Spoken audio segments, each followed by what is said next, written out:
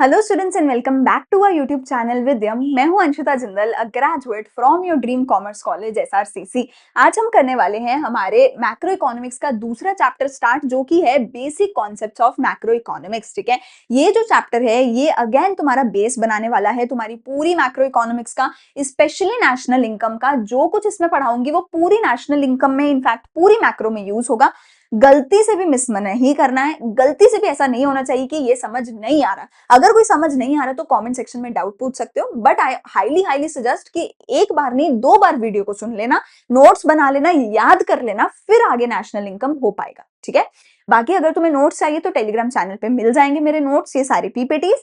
And अगर तुम्हें MCQs चाहिए तो व्हाट्सएप चैनल पर है, इंस्टाग्राम पे भी है इंपॉर्टेंट अपडेट्स, तो हर जगह फॉलो करना मत भूलना, चैनल को सब्सक्राइब कर देना। एंड कमेंट सेक्शन में तुम्हारे नाम की अटेंडेंस जरूर लगाना कि तुम आज का लेक्चर पूरा का पूरा शुरू करोगे और एंड तक खत्म करके जाओगे। ठीक है, आ जाओ, इसी प्रॉमिस के साथ स्टार्ट करते हैं आज का lecture, basic concepts of macro, part number 1।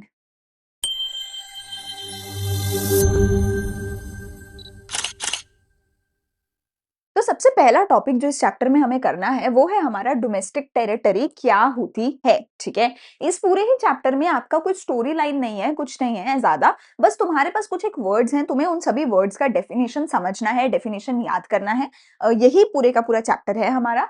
And जो क्वेश्चन आएंगे वो क्वेश्चन सीधा ऐसे नहीं आएगा कि डोमेस्टिक टेरिटरी का डेफिनेशन बताओ। वो क्वेश्चन आपको कुछ एक पॉइंट्स देगा कि इन चारों में से कौन सी चीज हमारे डोमेस्टिक टेरिटरी में आएगी, या फिर ये किस देश की डोमेस्टिक टेरिटरी होगी। ठीक है, इनमें से कौन नॉर्मल रेजिडेंट होगा, कौन नहीं होगा, ये कौन सी टाइप ऑफ गुड्स है। इस तरीके का क्वेश्चन आपका बनेगा। एमसीक्यू में भी आ सकता है, 3 नंबर, 4 नंबर, 6 नंबर, कहीं भी बन सकता है, पर मोस्टली सीधा डेफिनेशन नहीं आती है। अच्छा, या फिर डिफरेंस जरूर आ जाता है कि डेप्रिसिएशन वर्सेस कैपिटल लॉस का क्या डिफरेंस है, इस तरीके से क्वेश्चन बनता है। डायरेक्ट ये क्वेश्चन बहुत ही रेयर होता है कि डोमेस्टिक टेरिटरी को डिफाइन करो, ये क्वेश्चन थोड़ा रेयरली देखने को मिलता है।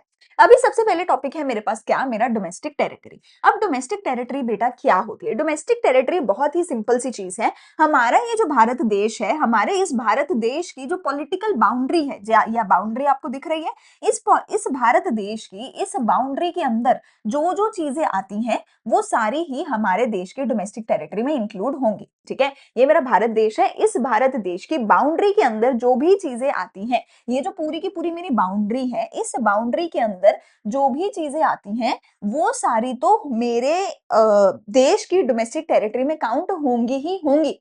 फिर आप बोलोगे कि मैम फिर ये तो पॉलिटिकल बाउंड्री हो गई ना, फिर इसमें समझना क्या है?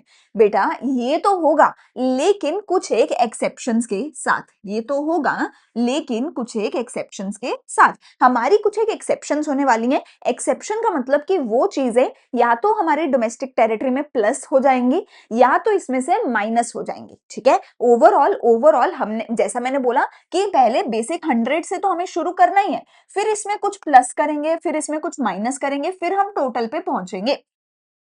ठीक है, वही बात है कि हमारे पूरे देश की जो ज्योग्राफिकल बाउंड्री है वो तो है ही डोमेस्टिक टेरिटरी, पर उसमें कुछ प्लस करेंगे, कुछ माइनस करेंगे और फिर हमारी डोमेस्टिक टेरिटरी आ जाएगी। समझ आ गई बात? तो टेक्निकली अब मेरे देश के अंदर मेरा घर है, मेरी कंपनी है, कुछ भी है, मेरी डोमेस्टिक टेरिटरी इंडिया की है। अच्छा, रिलायंस का ऑफिस है, अच्छा गूगल का ऑफिस है, माइक्रोसॉफ्ट का ऑफिस है, किसी भी फॉरेन कंपनी का ऑफिस है, हमारे बाउंड्री के अंदर है, तो मतलब हमारी डोमेस्टिक टेरिटरी है।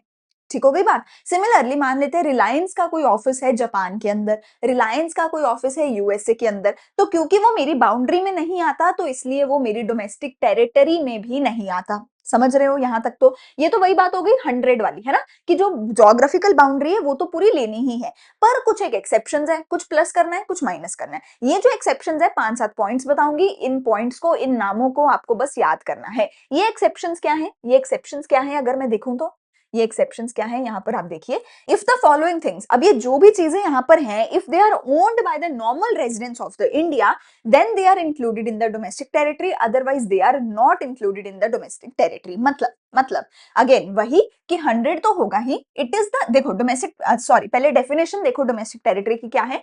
It is a geographical territory, ठीक है, एडमिनिस्ट्रेड बाय अ गवर्नमेंट। कहते हैं ये हमारी पूरी ज्योग्राफिकल बाउंड्री है जिसपे हमारी सरकार का राज है।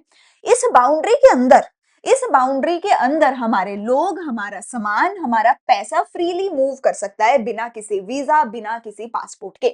डोमेस्टिक टेरिटरी क्या है? वो ज्योग्राफिकल हिस्सा है जो जिसपे हमारी सरकार राज करती है और उस ज्योग्राफिकल हिस्से में, उस बाउंड्री में, उस टेरिटरी में हम लोग, हमारा सामान, हमारा पैसा बिना किसी वीजा, बिना किसी पासपोर्ट के फ्रीली मूव कर सके।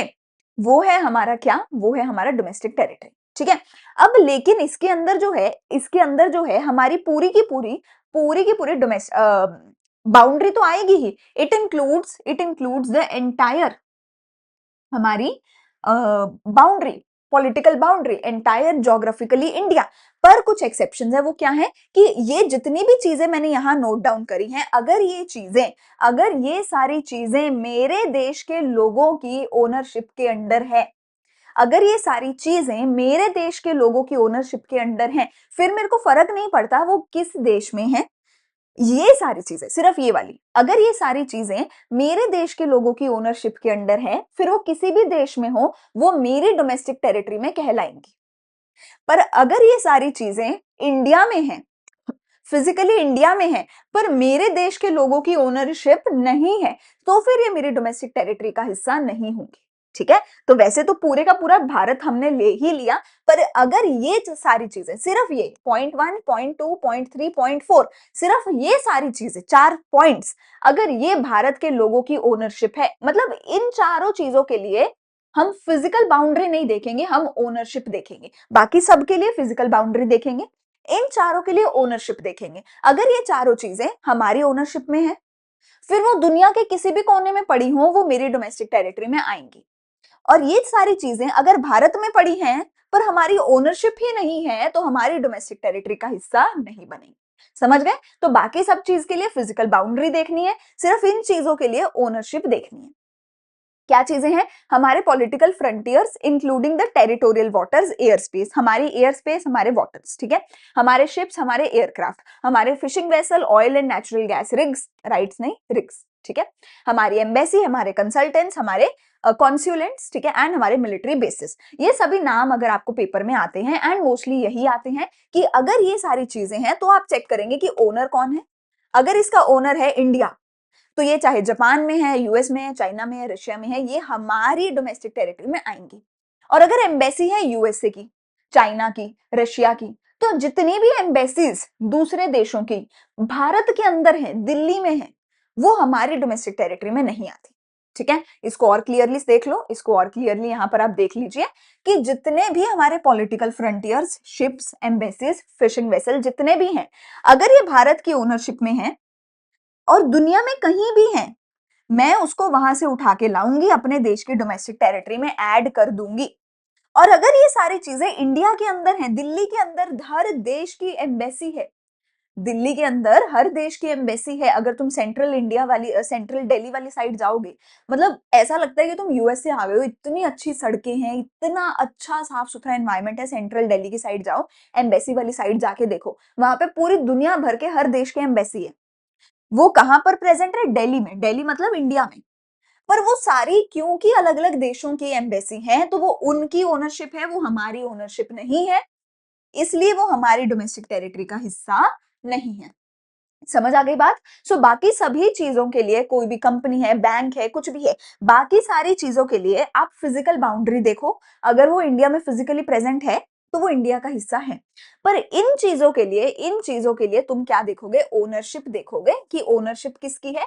फिर वो फिजिकली कहीं भी प्रेजेंट क्यों ना हो, वो हमारी डोमेस्टिक टेरिटरी में आएंगी अगर हमारी ओनरशिप है। लेकिन अगर हमारी ओनरशिप है ही नहीं, तो फिर वो इंडिया में भी प्रेजेंट क्यों ना हो, वो हम अपनी डोमेस्टिक टेरिटरी में ऐड नहीं करेंगे, उसको माइनस कर देंगे, हटा देंगे। अगर ये कॉन्सेप्ट अच्छे से समझ आ गया है, तो प्लीज मेरे को एक बार कमेंट सेक्शन में जरूर बताना, और उसके साथ साथ टाइम स्टैंप लगा के मेरे को दो चीजों का आंसर करना। पहला पॉइंट मेरे पास ये है कि अगर एयर इंडिया का एक विमान है, एयर इंडिया का एक विमान है, एक एरोप्लेन है, एक फ्लाइट है, जो कि चाइना और यूएसए के बीच में ऑपरेट करती है, जो कि चाइना और यूएसए के बीच में ऑपरेट करती है, तो क्या वो इंडिया की डोमेस्टिक टेरिटरी है, या चाइना की है, या यूएसए की है? वो किसकी डोमेस्टिक टेरिटरी है? एक और चीज मेरे को बताना कि अगर रिलायंस का ऑफिस है, रिलायंस जो कि हमारे भारत के अंबानी जी की कंपनी है ना, रिलायंस जियो, अगर रिलायंस का कोई ऑफिस है लेट्स से जापान के अंदर, रिलायंस का कोई ऑफिस है जापान के अंदर, तो वो रिलायंस का वो जो ऑफिस है, वो बिल्डिंग है, वो इंडिया की डोमेस्टिक टेरिटरी में आएगा या फिर जापान की डोमेस्टिक टेरिटरी में आएगा? इन दोनों का मुझे आंसर करोगे टाइम स्टैम्प लगा के कमेंट सेक्शन के अंदर। उसके बाद हम चलेंगे हमारे अगले टॉपिक पे, जो कि बहुत ही ज्यादा पूछे जाने वाला टॉपिक है, पर बहुत ही ज्यादा इजी टॉपिक है, बहुत ही ज्यादा इजी टॉपिक है। ये टॉपिक है नॉर्मल रेजिडेंट कौन होता है। ये टॉपिक है किसी भी देश का नॉर्मल रेजिडेंट कौन होता है। सिंपल भाषा में बोला जाए, किसी भी देश का नॉर्मल रेजिडेंट वो इंसान होता है जो उस देश में पिछले 1 साल से रह रहा है। बात खत्म।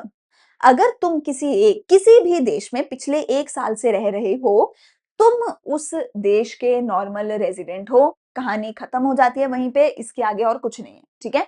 मैं उसके बाद और कुछ नहीं देखूंगी। चलो, देखने को 100 चीजें देखनी पड़ती हैं, पर तुम्हारे पेपर में तो क्वेश्चन यही आएगा ना कि क्या ये इंसान नॉर्मल रेजिडेंट है या नहीं। तो तुम्हें बस एक ही चीज देखनी है, क्या वो 1 साल से इंडिया में रहता है, क्या वो 1 साल से यूएस में है, 1 साल से जापान में है, चाइना में है, कहाँ है। तो अगर मैं एज अ टूरिस्ट 2 महीने के लिए कनाडा गई, तो मैं कनाडा की नॉर्मल रेजिडेंट नहीं हूँ। अगर मैं 10 सालों से या चलो 2 सालों से इंडिया में रह रही हूँ, तो मैं इंडिया की नॉर्मल रेजिडेंट हूँ। अगर मैं पढ़ाई करने 2 साल कनाडा में गई, तो मैं कनाडा की नॉर्मल रेजिडेंट हूँ, क्योंकि मैं 2 साल से हूँ। अगर मेरे घर वाले पिछले 10 साल से कहीं रहते हैं, वहां के नॉर्मल रेजिडेंट हैं, ठीक है ना। सो नॉर्मल रेजिडेंट का बेटा मतलब सिर्फ इतना सा होता है कि तुम कहाँ पे रहते हो, और उसके लिए हम 1 ईयर का टाइम पीरियड चेक करते हैं कि पिछले 1 साल से व्यक्ति कहाँ रहता है।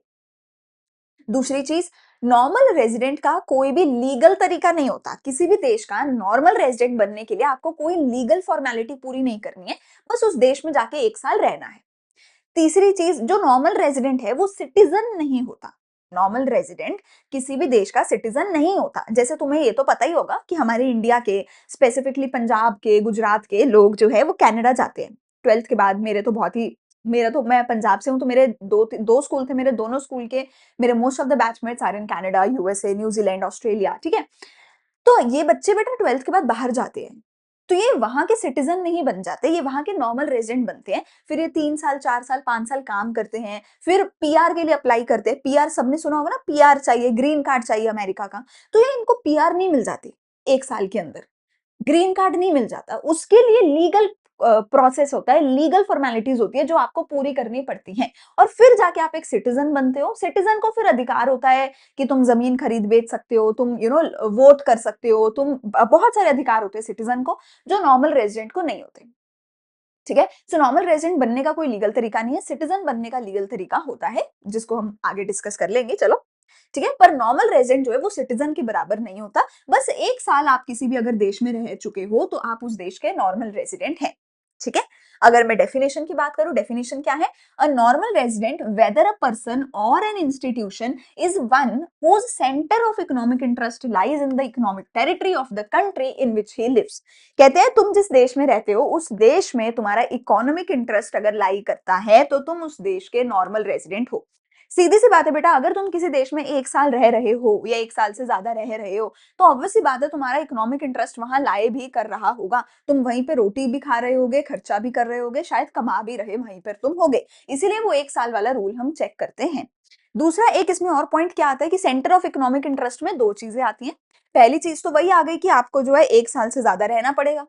इकोनॉमिक इंटरेस्ट का दो मतलब हो सकते हैं, मतलब दो पॉइंट इसमें आते हैं। पहली तो वही हो गई कि तुम्हें 1 साल रहना पड़ेगा। दूसरी बात ये होती है कि तुम्हें अपनी बेसिक इकोनॉमिक एक्टिविटीज, जैसे कि कमाना, खर्चा करना, खाना पीना, वो सब कुछ उसी जगह पे करना होगा।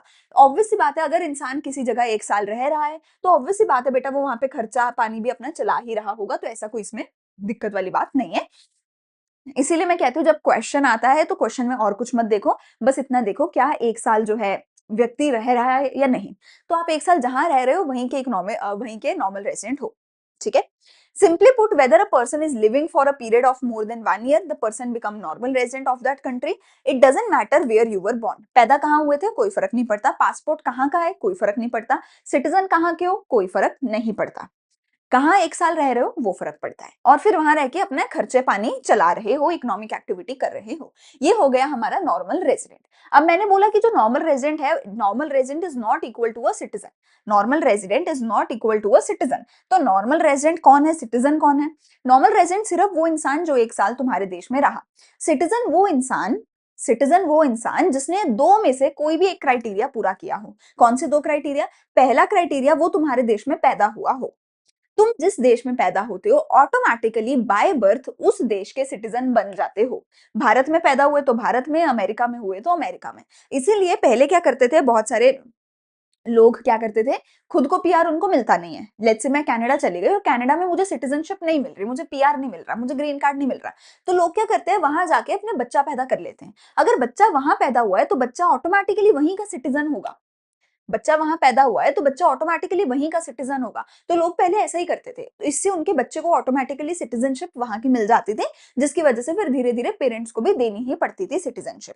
अब वहां की सरकारों ने, यूएस ने, कनाडा ने ये रूल्स थोड़े स्ट्रिक्ट कर दिए हैं, ठीक है। बट बेसिक रूल यही रहता है कि तुम जिस देश में पैदा हुए तुम वहां के सिटीजन बन जाते हो। दूसरा ये है कि हर देश का अपना एक लीगल प्रोसीजर है। अब मैं पैदा तो इंडिया में हुई हूँ, पर 20 साल बाद मेरा दिल करा कि यार कनाडा अच्छी जगह है, चलो कनाडा जाके बसते हैं। तो मुझे इंडिया की सिटीजनशिप छोड़नी पड़ेगी, कनाडा की सिटीजनशिप लेनी पड़ेगी। पर कनाडा में भाई मेरा बाप, मेरे रिश्तेदार तो बैठे नहीं है कि भैया आओ आओ मैं सिटीजनशिप दे दूंगा, ऐसा तो नहीं होगा। तो कनाडा की सरकार मेरे को बोलेगी कि आपको कुछ लीगल फॉर्मेलिटीज पूरी करनी होंगी, कुछ रूल्स फॉलो करने होंगे। अगर मैं वो लीगल फॉर्मेलिटीज पूरी करती हूँ तभी मैं सिटीजन बन सकती हूँ, वरना नहीं बन सकती हूँ। अब ये लीगल फॉर्मेलिटीज क्या है, वो हर देश की अलग हैं। हर देश के अपने खुद के कायदे कानून हैं, अपने रूल्स हैं। आप जिस देश में सिटीजन बनना चाहते हो उस देश की रूल बुक फॉलो करिए, उस देश को सारा जो भी चाहिए वो सब कुछ करके दीजिए, वो देश आपको सिटीजनशिप दे देगा। तो सिटीजन बनने के दो ही तरीके हैं, या तो तुम वहां पे पैदा हो जाओ। अब पैदा तो नहीं हुए हो कनाडा में, पैदा तो भारत में हुए हो, तो अगर बाहर जाके सिटीजनशिप लेनी है तो उसके लॉज को फॉलो करना पड़ेगा। अगर उसके लॉ को फॉलो करा तो शायद वो सरकार तुम्हें सिटीजन बना ले। अब फिर जो सिटीजन होता है उसके पास राइट्स होते हैं, जैसे कि वोट करने का राइट एक सिटीजन को होगा, नॉर्मल रेजिडेंट को नहीं होगा, ठीक है। चलो, सिटीजन कौन है? सिटीजनशिप एक लीगल कॉन्सेप्ट है, नॉर्मल रेजिडेंट सिर्फ एक इकोनॉमिक कॉन्सेप्ट है, ठीक है। So normal resident citizen is not equal to a normal resident, ठीक है। Citizenship is basically a legal concept based on the place of birth or some legal provisions allowing a person to become a citizen. या तो पैदा हो जाओ या legal provision follow करो, ठीक है। It means Indian citizenship can arise in two ways. या तो इंडिया में पैदा हो जाइए, या फिर अगर आप बाहर पैदा हुए हैं पर इंडिया में आके इंडियन लॉज के अकॉर्डिंग अगर सिटीजन बन रहे हैं तो भी आप सिटीजनशिप ले सकते हैं। पर एक सिटीजन और नॉर्मल रेजिडेंट अलग है, एक नॉर्मल रेजिडेंट सिटीजन के बराबर नहीं है। नॉर्मल रेजिडेंट के लिए बस 1 साल रहना पड़ेगा, सिटीजन के लिए या तो पूरा पैदा ही होना पड़ेगा या फिर लॉ को फॉलो करना पड़ेगा, ठीक है। And it is way difficult to become a citizen, specially अब कनाडा, अमेरिका, इन सब ने अपने सिटीजन लोगों को बनाना बहुत ही ज्यादा मुश्किल प्रोसेस कर दिया है, ठीक है। अगला अगला मेरे पास आता है factor income versus transfer income. बहुत ही ज्यादा इजी कॉन्सेप्ट है, अगर ध्यान लगा के दिमाग लगा के सोचोगे तो। अगर दिमाग लगा के नहीं सोचोगे फिर मुश्किल लग सकता है, अदरवाइज नहीं। सिंपल सा कॉन्सेप्ट ये है कि अगर तो तुमने कोई काम किया, काम के बदले में तुम्हें पैसा मिला, तुम्हारी खून पसीने की कमाई हुई, तो वो फैक्टर इनकम है। काम कुछ भी किया हो उसके बदले में पैसा मिल रहा होना चाहिए, ठीक है। पर अगर तुमने काम नहीं किया, तुम पे तरस खा के, तुमसे खुश होके, है ना, या तुम्हारी गरीबी को देख के, या तुम्हारी अच्छी पढ़ाई को देख के, या तुम्हारे बुढ़ापे को देख के अगर किसी ने तुम्हें ऐਵੇਂ ही पैसा दे दिया बिना तुम्हारा कोई काम किए, तो फिर उसको ट्रांसफर इनकम बोला जाएगा। इसीलिए ट्रांसफर इनकम एक यूनिलेटरल इनकम है, वन साइडेड है। फैक्टर इनकम एक बायलेटरल है, ये टू साइडेड है। फैक्टर इनकम में मैं तुम्हारे पास आई, तुम्हारा काम किया, तुम्हें पढ़ाया लिखाया, बदले में तुमने मेरे को फीस दी, मैंने काम किया, तुमने पैसा दिया, which is a factor income. पर मैं तुम्हें अच्छे लगते थे, तुमने मुझे गिफ्ट दे दिया, तुम्हें मेरे पे तरस आ गया, तुमने मेरे को ग्रांट दे दिया, थोड़ा बहुत, है ना, पैसा दे दिया। मैं अनएम्प्लॉयड थी, सरकार ने मुझे अनएम्प्लॉयमेंट अलाउंस दे दिया। मैं बूढ़ी हो गई थी, सरकार ने मेरे को ओल्ड एज पेंशन दे दी। ये सभी की सभी ट्रांसफर पेमेंट्स हैं, क्योंकि भाई तुम्हें या तो मेरे पे तरस आ रहा है, या तुम्हें मैं अच्छी लग रही हूँ, तुमने मुझे गिफ्ट दे दिया, तुमने मेरी गरीबी देखी, मेरा बुढ़ापा देखा। विडो वुमेन जो होती है, जिनके हस्बैंड की डेथ हो जाती है, विडोज को सरकार पेंशन देती है, ओल्ड एज में पेंशन देती है, वो सब ट्रांसफर इनकम है, क्योंकि तुम पे तरस खा के या खुश होकर पैसा मिला, तुमने बदले में कोई खून पसीने की मेहनत नहीं करी। ओके, ठीक है। इसमें बस एक चीज जरूर याद रखना कि एक टाइप ऑफ मेरी पेंशन होती है जिसको हम बोलते हैं हमारी रिटायरमेंट पेंशन। रिटायरमेंट पेंशन हम सबको पता है वो होती है कि आपने अपनी जिंदगी के 30-40 साल काम किया, काम करने के बाद आप रिटायर हुए, तब आपको पेंशन मिली। जो रिटायरमेंट पेंशन है वो एक फैक्टर इनकम होती है क्योंकि तुमने 30-40 साल काम करा है, उस काम के बदले में तुम्हें पैसा मिल रहा है। ठीक है? जब तुमने काम किया हर महीने तुम्हारी सैलरी में से कुछ अमाउंट कटता है, जो बाद में तुम्हें पेंशन के तौर पे मिलता है। तो तुम्हारी ही सैलरी तुम्हें मिल रही है, काम के बदले में करा हुआ पैसा मिल रहा है, तो वो फैक्टर इनकम है, वो ट्रांसफर इनकम नहीं है। पर एक रिटायरमेंट पेंशन के अलावा दुनिया भर की कोई भी पेंशन लिखी आ जाए, ओल्ड एज पेंशन आ जाए, गरीबी वाली आ जाए, अनएम्प्लॉयड वाली आ जाए, अनएजुकेटेड वाली आ जाए, विडो वाली आ जाए, दुनिया भर की और कोई भी पेंशन अगर लिखी आती है पेपर में, तो वो सारी की सारी पेंशन ट्रांसफर इनकम कहलाती है। सिर्फ और सिर्फ एक पेंशन है जो फैक्टर इनकम है, जो बायलेटरल है, वो कौन सी है? Retirement pension. बाकी सारी पेंशन कोई भी नाम लिखा आ जाए वो क्या है? ट्रांसफर इनकम की कैटेगरी में है, क्योंकि बाकी सारी आपको बिना कोई काम करे मिलती है। तो इसीलिए इसको बायलेटरल कहा, इसको यूनिलेटरल कहा। इसमें आपने कोई सर्विस नहीं दी, फिर भी पैसा मिल गया। ये ना तो नेशनल इनकम में आती है, ना तो डोमेस्टिक इनकम में, कहीं भी ऐड नहीं होती है। ये एक एक्सेप्शन होता है कि कोई भी तरीके की ट्रांसफर इनकम हो, स्कॉलरशिप हो, गिफ्ट हो, ग्रांट हो, पेंशन हो, हर एक चीज आपको ट्रांसफर इनकम में आएगी। ठीक है? और वो ना तो नेशनल इनकम में ऐड होगी, ना तो डोमेस्टिक इनकम में ऐड होगी। ठीक है? इसको हाउस होल्ड को मिल जाती है, सरकार को मिल जाती है। हाउस होल्ड को कौन दे रहा है? सरकार दे रही है ना, कि स्कॉलरशिप दे दिया, ग्रांट दे दिया, गिफ्ट दे दिया। गवर्नमेंट को कौन दे रहा है?